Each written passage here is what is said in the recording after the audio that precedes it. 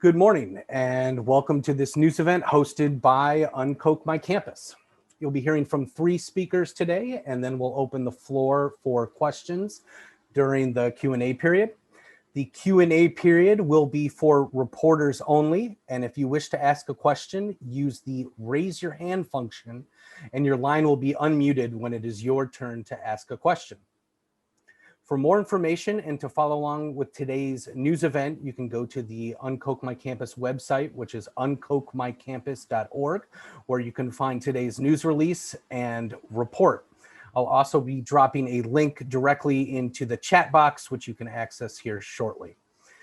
As I mentioned before, you'll be hearing from 3 speakers today. Our first speaker today will be Jasmine Banks, who's the Executive Director of UnKoch My Campus.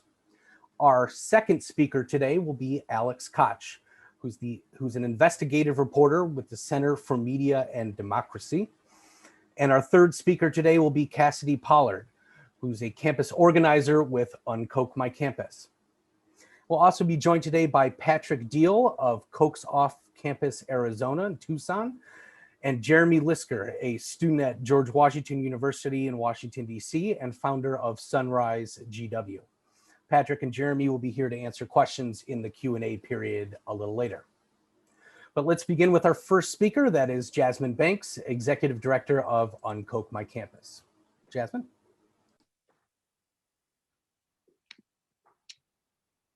Hi, good morning. Welcome to the news conference organized by UnKoch My Campus. We're here today to deliver a report. 4 months to the day after the deadly attack on the US Capitol, our report details the many connections of the Koch network to the key groups behind the insurrectionist attack on the Capitol. And it notes that the major colleges and universities have not distanced themselves from that same Koch network blood money. In particular today, our focus is on George Mason University, George Washington University, Tufts University, and the University of Arizona. On each of those campuses, an effort has been mounted since January 6th to get administrators to stop taking Koch money and drop existing ties. The new UnKoch My Campus report details how the Koch network funded the 8 US senators who voted against ratifying the election of President Joseph Biden, how the network bankrolled 3 of the key groups, Rule of Law Defense Fund, Turning Point Action, and Tea Party Patriots that did robocalling to get people to Washington, provided a fleet of buses to ship them there in large numbers, and then let some of the most violent individuals loose on the US Capitol. The report also looks at the period immediately after the insurrection, when scores of businesses and organizations and PACs indicated they would not provide financial support to US House members and senators who perpetuated the big lie about the 2020 election. Charles Koch and his network were essentially radio silent, aside from some ambivalent comments about weighing what lawmakers did. Of great concern is the fact that the FEC records show that the Koch network is back up to its old tricks, making contributions to federal lawmakers who voted to overturn the 2020 election results. Obviously, the support of insurrection and insurrectionist lawmakers is not something that any reputable US college or university can afford to be associated with. So that leads to this question. Why are some of America's leading colleges and universities legitimizing the dark money network that funded the insurrectionists? For years, the Koch network has insisted that they are not trying to buy academics, gin up bias research, and exploit the good name of the higher education institutions into which they muscle their way. Now, the same kind of disingenuous who me claims is being made about the role of Charles Koch and his sprawling empire in the attack on the legitimacy of the 2020 presidential election and the attack on the US Capitol. Why would anyone accept at face value the protestations of innocence from an individual and network of dark money entities that exist to promote confusion, undermine science, and foment conspiracy-based falsehoods that continue to destabilize our democracy? You will hear today from campus organizers from the DC area and in Arizona about their efforts to cut the ties between their schools and the Koch blood money that also funded the insurrection. As you may know, before the events of January 6th, Charles Koch launched an image rehabilitation campaign, a feel-good effort to distance himself from his destructive right-wing past and to try to hug the center. But the PR campaign is all puffery and has no basis in reality. Koch and his empire have fought to suppress Black and brown voters. They have fought the minimum wage, decent health care for all Americans, prison reforms, and least surprisingly, an effort to root out dark money and its horrible influence on the American public policy. Our report shows that the new Charles Koch is the old Charles Koch. If you strip away the image campaign, you have the same radical right-wing agenda that you always had. January 6th just made that more obvious than it usually is. Our message to America's colleges and universities is that you need to disown Charles Koch and his deep pockets now. Coalitions, we are also calling on you today, as well as all organizations and movements who call themselves progressive, to break ties with Koch-funded entities. That's the end of my statement, and I look forward to taking your questions. Thank you. Again, that was Jasmine Banks, Executive Director of UnKoch My Campus. And that takes us to our second speaker today, which is Alex Koch, investigative reporter at the Center for Media and Democracy. Alex, please begin. Charles Koch recently attempted a rebrand, as Jasmine said, as a uniter, quote unquote, and someone who has sincere regrets about his decades of extremely partisan political funding. Much of the legacy media was relatively credulous, but we at the Center for Media and Democracy saw right through it. Koch and his company and his greater political spending network have always been partisan, and that's not going to fundamentally change. Unsurprisingly, Koch Industries, through its PAC and its Super PAC donations, is one of the biggest donors to the congressional ringleaders of the dishonest attempt to overturn the election results of 2020. In late December, I reported that Koch PAC was the top single company PAC donor to the U.S. representatives who openly planned to object to the results based on lies about voter fraud. The company PAC donated nearly $200,000 to these members' campaigns. And those members include some of the most extreme Republicans in the House, such as Freedom Caucus Chair Andy Biggs, who is alleged to have helped plan the January 6th rally that preceded the deadly insurrection, and QAnon-affiliated conspiracy theorist Marjorie Taylor Greene. After media reported on the Greene donation, which was the maximum allowed amount of $5,000, Koch PAC claimed to have asked for a refund. And then on the day before the insurrection, I reported that Koch PAC, Koch-led super PACs, and Koch family members had bankrolled the careers of the senators who plotted to contest the results, spending millions of dollars to elect Josh Hawley, whom the network recruited to run against Claire McCaskill in Missouri in 2018, and 4 other senators. Hawley, who along with Ted Cruz was led the Senate's revolt against the election, was invited and attended a Koch donor summit where candidates pitched themselves to the network's biggest funders. That summit paid off big time for Hawley, and he met with Koch network donors again in New York after launching his Senate campaign. Americans for Prosperity and AFP Action, which are both controlled by Koch, combined to spend $4.6 million attacking Hawley's opponent in 2018. Overall, Koch Industries was the biggest corporate donor to outside political groups that spent money to elect the 147 Republicans who voted against the election results just hours after the deadly insurrection. Koch Industries, notably, was not one of the many companies that said it would suspend PAC donations either to the election objectors or to all candidates after January 6th.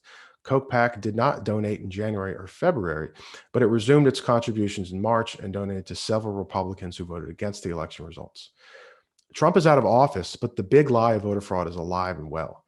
Koch-funded state lawmakers are using Trumpian voter fraud myths to justify hundreds of bills to suppress voters, especially voters of color, after federal lawmakers failed to overturn Biden's victory. The Koch network continues to spend its money to benefit mostly right-wing Republicans and judicial candidates who will continue their extremism, attack democracy, and take the side of corporate monopolies at the expense of workers, the marginalized, and the environment.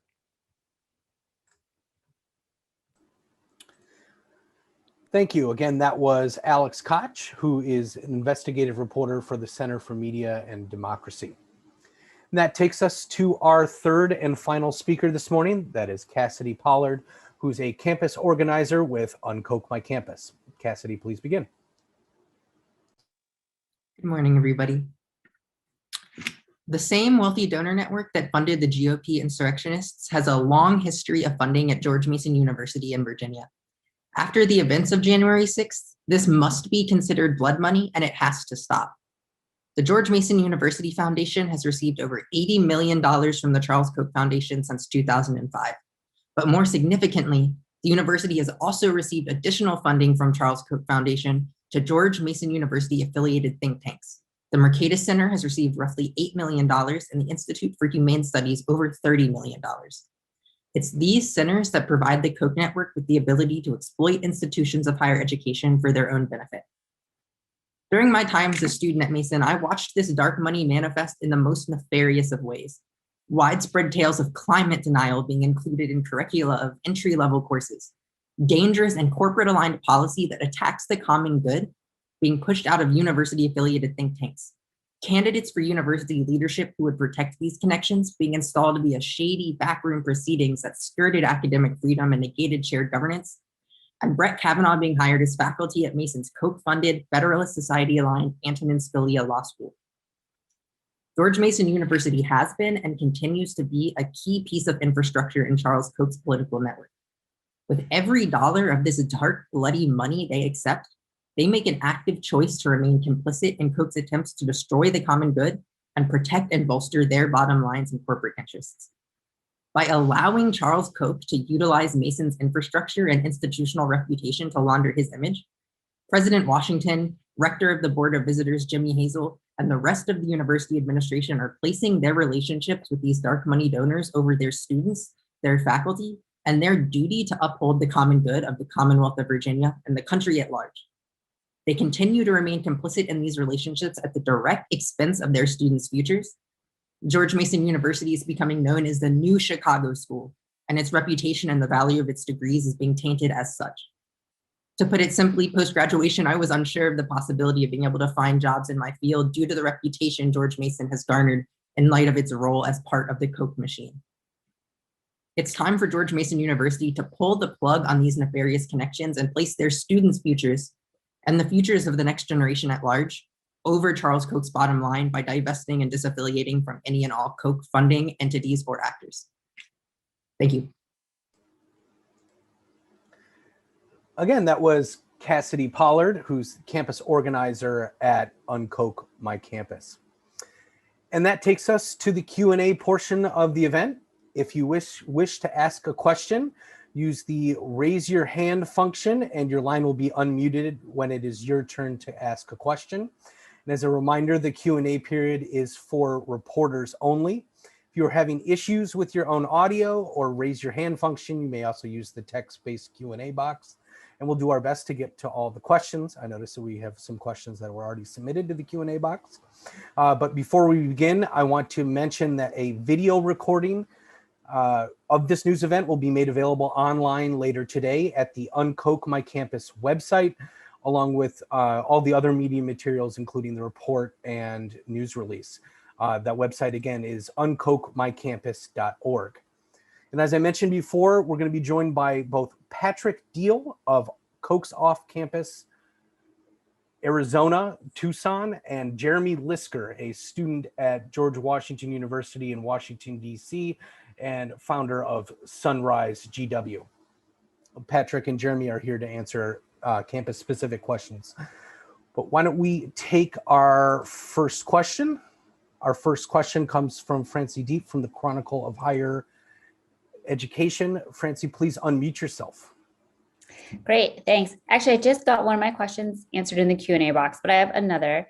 I'm just wondering if you would tell me, Jeremy and Patrick and Cassidy, to tell me more about what immediate plans you have, like what are you going to do on your campuses?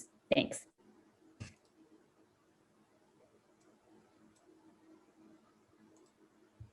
I guess I'll go ahead and start and answer first. So as a recent alumni of George Mason University, I'm still very committed to protecting the futures of myself, my other recent alumni, more long-term alumni, and students who are still at the school. And right now we've launched a campaign calling on George Mason University to rename a building on their campus that is named after noted right-wing ideologue and economist James McGill Buchanan. By allowing this building to continue to be housed on their campus, they are again just making an active choice to prioritize these dark money Koch connections over their duties to uphold the common good of Virginia of the country, of the world, and of their students and faculty. And we're encouraging them to rename that building as a first step in a larger process of uncoking, of disaffiliating, divesting, eliminating and eradicating all Koch influence and Koch affiliated influence from their campus. Did that answer your question? Yeah, thanks. Awesome. Other campuses? At GW, students and faculty have been organizing over the past year to get an institutional conflict of interest and also transparency of funding at campus centers and departments. Over 2,000 students have signed a petition endorsing the demands of an institutional conflict of interest policy for our university, funding transparency, and also the disaffiliation with the Regulatory Study Center, which has received over $1 million each from the Koch Foundation and ExxonMobil, and has repeatedly lent GW's name and credibility to prominent climate deniers and other discredited corporate scholars. And now we are working with very closely with faculty leaders and the GW Faculty Association, as well as our other on-campus partners to organize support around a specific institutional conflict of interest policy. And we're happy to report that a number of centers at GW are in support of it already, and support additional funding transparency measures. So the Regulatory Study Center and other Koch-backed entities at our university can't continue to hide behind the lack of transparency that GW has allowed for so long. I actually have a GW specific question. There's like a program on extremism at GW, right? I'm wondering if you know about who funds that, if there's any Koch money that goes there. Yeah, I'm aware of the program, but I don't have a lot of details about the funding. I mean, that's a major problem that students and faculty who are concerned have run into at GW. As it's a private institution, it's been difficult to get information on funding at different centers, which is why this transparency policy is so important. And also, disclosing the funding agreements that these centers have with outside donors. So we're hoping that our push for additional transparency will lead to more being uncovered in the future. Got it. Thank you. Okay, so as Alex said, I'm Patrick Deal from Koch's off campus here in Tucson, Arizona. We're continuing, in answer to your question, we're continuing our campaign, which has now been going on for 4 years, to get the university to disaffiliate from the academic center that was set up with money from the Koch donor network quite some time ago. Excuse me. Just to follow on from what Jeremy just mentioned, the issue of transparency, we put in a Freedom of Information request almost 2 years ago, actually 2 years ago now, and the university, actually the academic center, no doubt, dragged its feet for 22 months. The state statute says that the requested documents shall be furnished promptly. We're now engaged in getting some documents from them, often not really responsive to the requests, and we may need to take further action. So the problem of transparency is very general, of course. We're dealing with a network that prospers in the shadows and has generally tried to stay there, though investigative reporters like Jane Mayer have managed to drag it out into the light of day to some extent. Beyond that, we have faculty members in the group, and they're continuing to work on the issue of the department, the so-called Department of Political Economy and Moral Science that the academic center at the university, the so-called Freedom Center, produced to monitor its doings, to fight against its focusing on a right-wing libertarian curriculum and all that sort of thing. The excuse me again.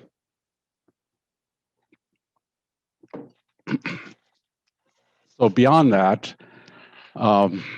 we hope to expose the connections between the Freedom Center and right-wing legislators. Notably, we did finally get a document showing that there's a direct connection between the Freedom Center, its director, David Schmitz, and Mark Fincham specifically, who is now subject to a recall campaign for his complicity, and in fact, for his direct organizing efforts for the insurrection on January the 6th. We have an email showing that Fincham appears to be the go-to person for David Schmitz in raising money from the state legislature. So another issue, and I'll stop with this, is that starting about 4 or 5 years ago, the Freedom Center, the Koch-backed academic center at the University of Arizona, has been funded with taxpayer money to the tune of around $3 million a year. So the Freedom Center was able to offload the need to get donations from Koch-backed entities onto the Arizona public. And we're campaigning to stop this. We think this is outrageous. The Freedom Center is using taxpayers' dollars to fund a blatant political agenda. So this is another issue in our ongoing campaigns. So I hope that answers the question about at least some of what we've been doing here. Thanks. Yeah, that sounds great. I would love to get your contact information. Maybe I can do that after over email or something like that. Yeah. I can drop it in the chat. Oh, perfect. Thank you. I have more questions, but you should go to other reporters first. Otherwise, I have more. Yeah. Okay. We do have another question offline from WGBH in Boston. It's specific to Tufts University. What actions have specific campus organizations taken to try and get the university to return the funds? And is there anything planned in the near future at Tufts?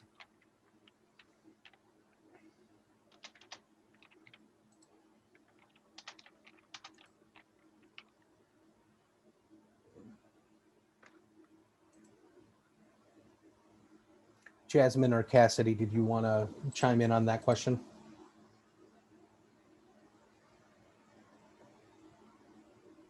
Yeah, sorry. So at Tufts University right now, we're in the process of talking to some students and working to get a campaign built up around the relatively new, compared to some of these other campuses we've been working at for a while. This is kind of new on the scene in terms of stuff. So we're still in the earlier stages of getting a campaign launched there. So I don't know if I would have any specific actions that have been taken at Tufts that I would list at this point, but it's looking very promising, and we're very excited about in the near future getting those students more involved, getting a robust campaign launched, and taking on this issue at Tufts and getting that money out of there, and making sure that Tufts doesn't go the same path as George Mason, right? It doesn't end up getting its reputation tarnished in the same way that even GW now. So many of these universities are setting themselves on a path for self-destruction, almost, where their degrees will be worth paper pretty soon here. So we're very excited to keep going down. Sorry, excuse me. Keep engaging in the process of enlisting students and getting a campaign built up to have those actions go off later on. Thank you, Cassidy.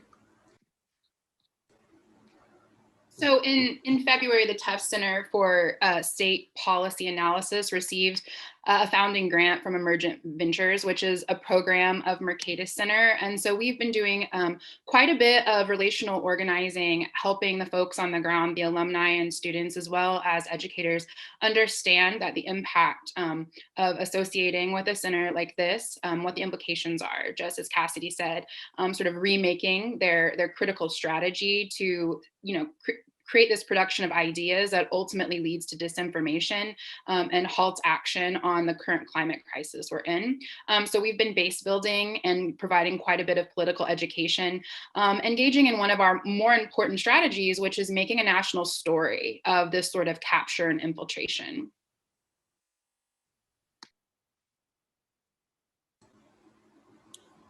All right. Why don't we go back to Francie at the Chronicle of Higher Education? Great. Francie, do you have a follow-up? Yeah. When did UnKoch My Campus first realize that Koch money was associated with the January 6th insurrection? Well, actually, Alex Koch is who broke the story. I believe it was the day before or 2 days before the riot at the Capitol.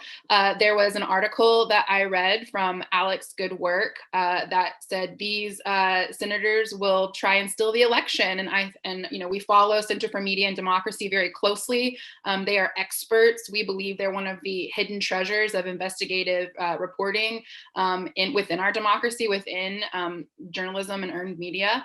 And so we immediately perked our ears up and started following the money, being tipped off by that incredible work by Koch, and were able to be really responsive the day of and then the days preceding the insurrection.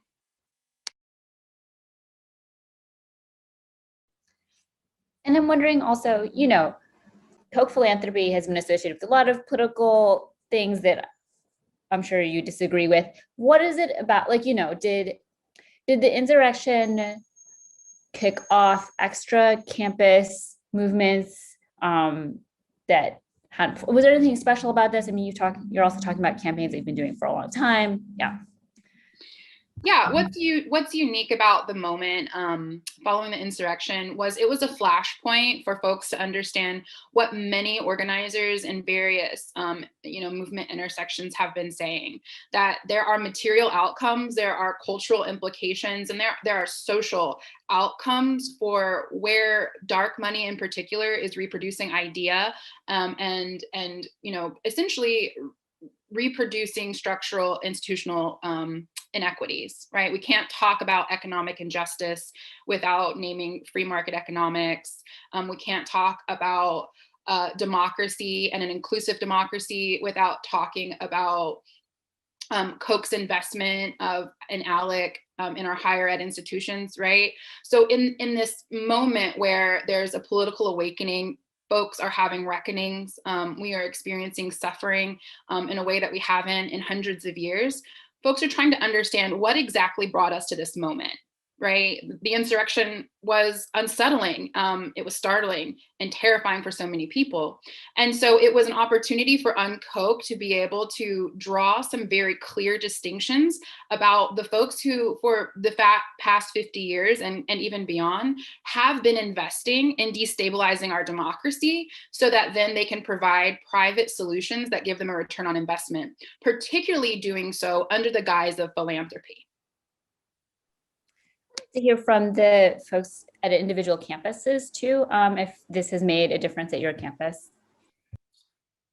I wouldn't, and it's to at this point, like the numbers wouldn't be in yet, to see if there was like a massive increase in funding after this. The data just wouldn't be in for that yet for 2021, so I can't speak to that as much. I think the kind of the national story that UnKoch was able to create about this has, from what I've been able to see, sparked a little bit of a uptake in interest around the issue again at George Mason. But I think the big thing about it, like Jasmine said, was that it was a flashpoint. And I think that's why it's starting to create that uptick in interest again, is because the way to think about the Koch network is that it is more or less a money laundering scheme to launder money into favorable outcomes. Whether typically it's been policy outcomes with the insurrection, we saw it be a favorable material direct outcome. And I think that the insurrection put that on display in a more clear way than anyone has ever been able to see before. Because when you're talking about the policy, a lot of people think you're just talking pie in the sky. A lot of people get lost in the big picture of it. But when you can see the material, the funding went through these universities, created this decades-long pipeline of misinformation, disinformation, and right-wing propaganda, and then the insurrection happened. It provided, it was a very visible flashpoint in a way that there has not necessarily been one before. So that, in my analysis, that's kind of the biggest thing about it, is that it shed a lot of light on that money laundering aspect of it, how it's a direct laundering of money into favorable outcomes. At GW, we're right next door to the Capitol. And when the insurrection happened, the days leading up to it and the aftermath, GW administrators were swift to condemn what happened and express outrage and concern for the safety of our students here. But what they need to understand, and what we're working to highlight now, is that the corporate funding and disinformation campaign that led to the big lie being believed by so many in this country and led to the insurrection is born from the same right-wing corporate disinformation movement that has made the climate denial that we've seen platformed at the Regulatory Studies Center possible. So we're working to draw that connection for GW administrators, because it's really obvious to us, and it's clear, when you understand the mechanisms at play here, because these same fossil fuel billionaires have decided to sacrificing democracy and sacrificing the planet for the sake of their own profits, for the sake of lining their pockets, is worth it and is fine by them. So that's what we're up against, and that's what we're working to highlight here. Okay, so speaking for the University of Arizona here in Tucson, like campuses in general, things have been extremely disrupted by the public health measures against the virus and the virus itself, so that we don't have the normal organizing, or we have not had the normal organizing context here at the University of Arizona. Not peculiar to us, as I was saying, but still a major obstacle. So I would say our group is looking to the fall. The semester begins in August, and we think that the impact of the January 6th insurrection will manifest itself in various ways. There's a new faculty, actually wall-to-wall faculty, staff, graduate students, students in general, I guess, union that's formed.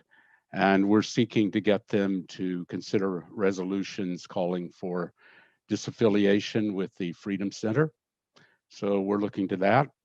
We think that, as Jeremy was saying, the insurrection will get people's attention in general and draw it toward the power of the Koch influence machine, which is active on a number of issues. So for instance, I think there will be an opportunity to work with student groups and community groups that are focusing on the environment. I think that generally people are going to be more aware that this influence machine is touching not just their issue, or is touching their issue more deeply than they imagined, but that its coordinated attack on a variety of fronts is cumulatively a much more serious threat than they have realized heretofore. The Capitol attack kind of represents just how serious this attack is.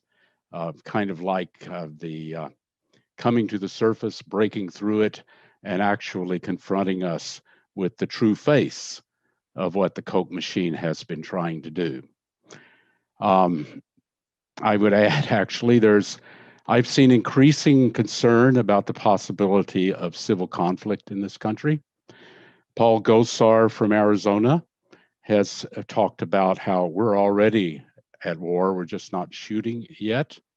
The Capitol insurrection came very close to already shooting. Arizona is a particularly crazy place. The legislature is involved in what we in Koch's off campus and other groups here in Arizona call the fraudit, trying to show that the election results from last November here in Arizona were illegitimate. I mentioned Mark Fincham, who's a state representative from a municipality just north of Tucson. There's a recall campaign, which looks like it's getting traction. This will be another opportunity to draw people's attention to the connections between the Koch machine via its local entity here at the University of Arizona Freedom Center and Fincham's doings, which include helping to organize the Capitol insurrection. So we're dealing with a whole web of activities and interactions here. And that's really the crucial thing, in my opinion, that people need to understand. It's how the web has been built by the Kochs, now the Koch, and how it's much more powerful than just the money of a single foundation, even though that's been damaging enough, say in the case of the Bradley or the Scaife Foundation and so on. Coordinating these activities has given this effort a great deal more power, and people need to realize that their issue is important, but they need to work with people focusing on other issues, because the enemy is not siloed. The enemy is acting on all fronts, and we need to oppose them on all fronts. Thanks. Great, thank you.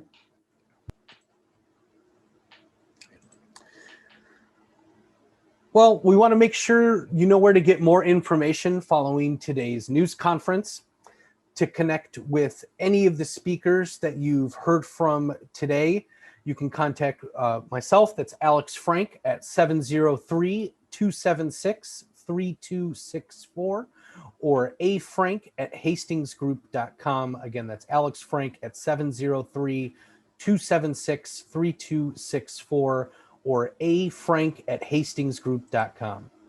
A recording of this news event and the related media materials will be available online. They're available online now at the UnKoch My Campus website. That's unkochmycampus.org.